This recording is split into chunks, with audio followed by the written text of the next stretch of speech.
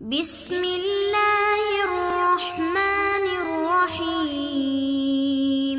بسم اللہ الرحمن الرحیم۔ السلام علیکم عزیز طلبہ کرام، امید ہے آپ حضرات خیریت سے ہوں گے۔ آج ہمارا صحیح مسلم کا سبق نمبر 108 ہے، جس کا عنوان ہے باب غلظ تحریم قتل الانسان نفسہ۔ سبق شروع کرنے سے پہلے خلاصہ جات کو ایک نظر دیکھ لیں۔ وبه قال حدثني ابو غسان المسمعي قال حدثنا معاذ وهو ابن هشام قال حدثني ابي عن يحيى بن ابي كثير قال حدثني ابو قلابة عن ثابت بن الضحاك رضي الله عنه عن النبي صلى الله عليه وسلم قال ليس على رجل نظر فيما لا يملك فلعن المؤمن كقتله ومن قتل نفسه بشيء في الدنيا عذب به يوم القيامة ومن ادعى دعوى كاذبة ليتكثر بها لم يزده الله إلا قلة ومن حلف على يمين صبر فاجرا۔ حضرت ثابت بن ضحاک رضی اللہ عنہ حضور نبی کریم صلی اللہ علیہ وسلم سے روایت کرتے ہیں کہ آپ علیہ السلام نے فرمایا، جس چیز پر انسان کی ملکیت نہ ہو اس میں اس کی نظر واجب نہیں۔ مومن پر لعنت کرنا اس کے قتل کے مترادف ہے۔ جس نے دنیا میں کسی چیز سے اپنے کو ہلاک کر ڈالا، قیامت کے روز اسی چیز سے اسے عذاب دیا جائے گا۔ جس نے جھوٹا دعویٰ کیا اپنے مال کو بڑھانے کے لیے، تو اللہ تعالیٰ مال میں زیادتی کی بجائے کمی ہی کریں گے۔ جس نے حاکم کے حکم سے جھوٹی قسم کھائی، وہ بھی اسی کی طرح ہے۔ اس اسناد کے رجال 6 ہیں۔ ابو غسان المسمعی، جن کا نام ہے مالک بن عبد الواحد البصری ثقۃ، دوسرے ہیں معاذ بن ہشام الدستوائی البصری، تیسرے ہیں ان کے والد گرامی ہشام بن ابو عبداللہ، جن کا نام تھا سمبر بروزن جعفر ثقۃ ثبت، اور بقیہ حضرات کا تذکرہ گزشتہ سبق کے اندر گزر چکا ہے۔ یہاں سے ہم اس حدیث پاک کی شرح کو دیکھ لیتے ہیں۔ تو یہ جو ارشاد فرمایا لیس علی رجل نظر، اس کا مطلب ہے وفاء نظر، کہ کسی ایسی نظر کو پورا کرنا انسان کے اوپر واجب نہیں ہوتا جس کا وہ مالک نہیں ہے۔ اور آگے فرمایا کہ لعن المؤمن کا قتل ہی، لعنت کسے کہتے ہیں؟ لعنت کا معنی ہوتا ہے رحمت سے دور ہٹانا اور رحمت سے کاٹ دینا، اور قتل کا مطلب ہوتا ہے موت اور انسان کو دنیاوی تصرفات سے الگ کر دینا۔ اب امام قرطبی رحمہ اللہ اس کی وضاحت کرتے ہوئے فرماتے ہیں کہ یہ جو ارشاد فرمایا کہ لعن المؤمن کا قتل ہی، اس کا مطلب یہ ہے کہ لعنت کرنا گناہ کے اندر قتل کرنے کے مثل ہے۔ اور اس کی آگے تفصیل کی ہے کہ جب کوئی شخص کسی مومن کو کہتا ہے کہ اللہ کی تجھ پر لعنت ہو، تو یہ لعنت اللہ کی رحمت کی دوری والے معنی کو متضمن ہے، یعنی گویا کہ وہ اس کو بددعا دے رہا ہے کہ اللہ تجھے اپنی رحمت سے کاٹ دے، جبکہ سارے مسلمانوں پر اللہ تعالیٰ کا رحم ہے، اس کا کرم ہے، اور کسی مومن کو رحمت سے کاٹ دینے کی بددعا دینا گویا کہ دنیا اور آخرت کے احکام سے اس کو نکال دینے کے مترادف ہے۔ اور جب کوئی شخص اللہ تعالیٰ کی رحمت سے کٹ گیا تو وہ گویا کہ مسلمانوں سے مفقود ہو گیا، وہ مسلمانوں میں موجود ہی نہ رہا، حالانکہ وہ تو پہلے موجود تھا، اور اس سے مسلمان نفع نہیں اٹھا پائیں گے اور نہ وہ مسلمانوں سے نفع اٹھا پائے گا، تو گویا کہ اس کو قتل کر دیا۔ اس وجہ سے لاعن کا گناہ قاتل کے گناہ کے برابر ہے۔ البتہ اتنا فرق ہے کہ قاتل کا گناہ بڑا ہے، کیونکہ قاتل مقتول کو حسن اور مانن دونوں اعتبار سے مفقود کر دیتا ہے، جبکہ لاعن مانن اس کو مفقود کرتا ہے۔ لہذا لاعن کا گناہ قاتل سے قدرے کم ہے، لیکن مطلق گناہ کے اندر دونوں برابر ہیں۔ تو اس تفصیل کے بعد یہ بات سمجھ میں آ گئی کہ لعن المؤمن کا قتل ہی، کہ مومن کو لعنت کرنا اس کے قتل کے مثل ہے۔ اور ابن دقیق العید رحمہ اللہ حدیث کے اسی حصے کی وضاحت کرتے ہوئے فرماتے ہیں کہ لعنت کا گناہ اور فساد صرف کسی مومن کو تکلیف پہنچانا نہیں ہے کہ وہ جب سنے گا تو اس کو تکلیف پہنچے گی، بلکہ اس میں خطرناک پہلو بھی ہے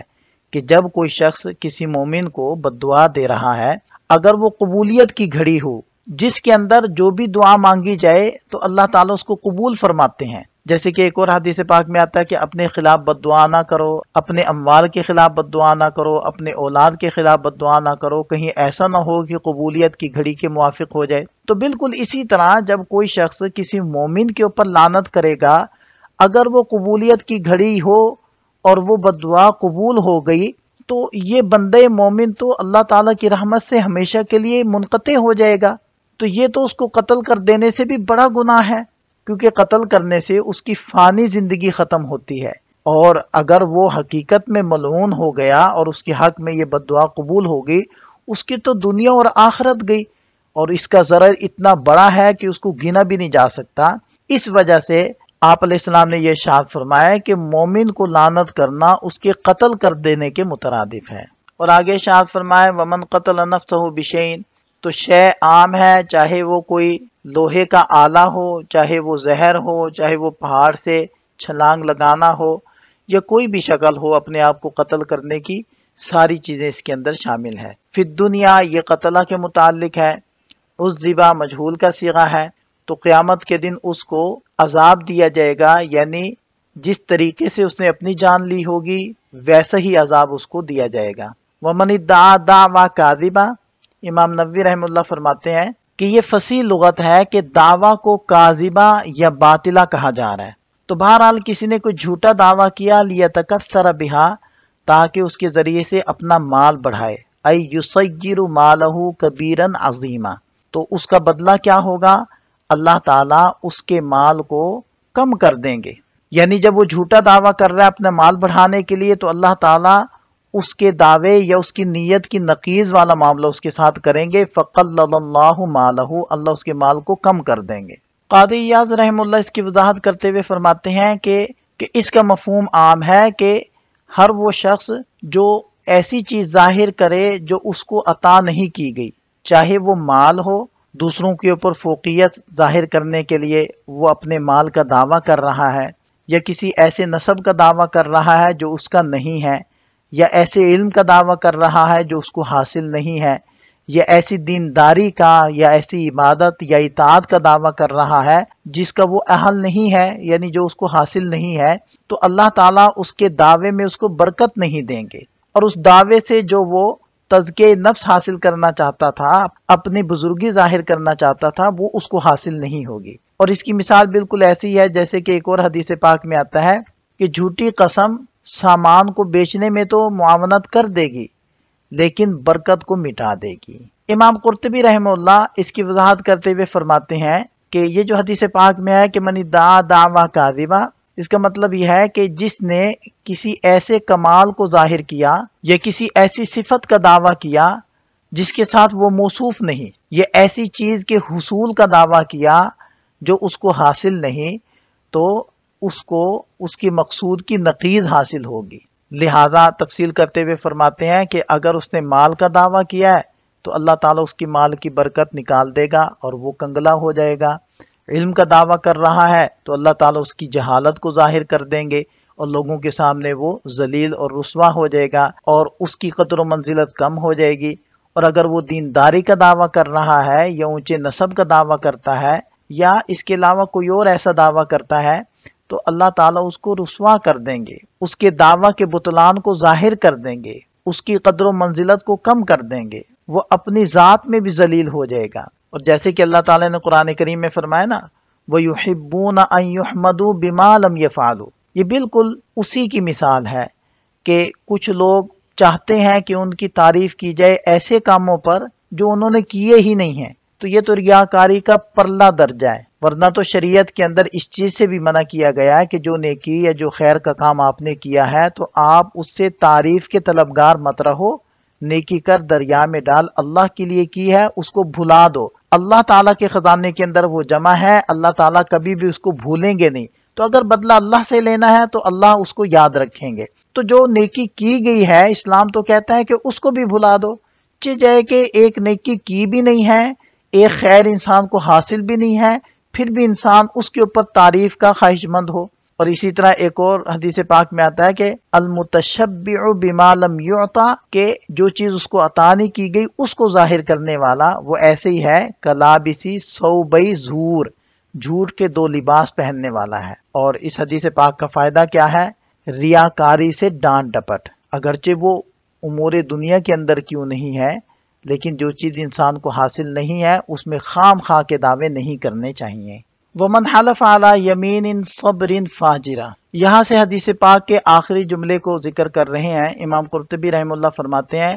کہ مسلم شریف کے اندر بس اتنی ہی روایت موجود ہے کہ صرف شرط موجود ہے، جزا موجود نہیں ہے۔ تو اب اس کی تعویل یہ ہے کہ اس کا عطف ہے سابقہ جملے کے اندر جو من گزرا ہے اس کے اوپر۔ تو گویا کہ آپ علیہ السلام یوں فرما رہے ہیں کہ وَمَنْ حَلَفَ يَمِينًا فَاجِرًا كَانَ كَذَلِكَ، سابقہ جملے کی جو جزا تھی وہ یہ تھی لَمْ يَزِدْهُ اللَّهُ بِهَا إِلَّا قِلَّةً۔ تو اب معنی یہی ہوگا کہ جو جھوٹی قسم کھائے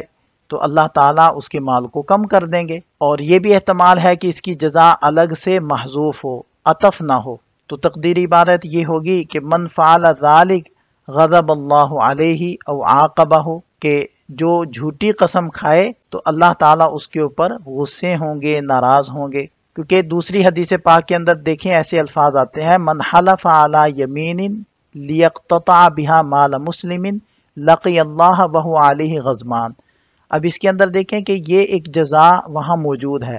تو اس سے اشارہ ملتا ہے کہ اس حدیث پاک کے اندر یہ جو شرط ہے اس کی جزا بھی وہو علیہ غضبان یا اس جیسے الفاظ ہوں گے۔ قاضی ایاز رحمہ اللہ بھی یہی بات فرما رہے ہیں جو امام قرطبی رحمہ اللہ نے فرمائی ہے کہ دوسری حدیث پاک کے اندر اس کی جزا مذکور ہے، وہ یہ ہے لقی اللہ وہو علیہ غضبان۔ اس سلائیڈ کے اندر یمین صبر کی وضاحت کی گئی ہے۔ امام قرطبی رحمہ اللہ فرماتے ہیں کہ یہ جو صبر ہے یہ تنوین کے ساتھ ہے اور یہ یمین کی صفت ہے۔ ہم اس کو پڑھیں گے علی یمین صبر فاجرہ، اور یمین صبر سے مراد ہوگا ذات صبر، اور صبر کا معنی ہوتا ہے الحبس، روکنا، اور جس شخص کو تم قتل کے لیے روکو یا قسم کے لیے روکو تو اس کے لیے الفاظ یوں استعمال ہوتے ہیں قتل صبر اور یمین صبر، اور اسی طرح اصبرہ الحاکم علی الیمین، یہ الفاظ بھی استعمال ہوتے ہیں۔ ابو العباس فرماتے ہیں کہ صبر تین معنی میں استعمال ہوتا ہے۔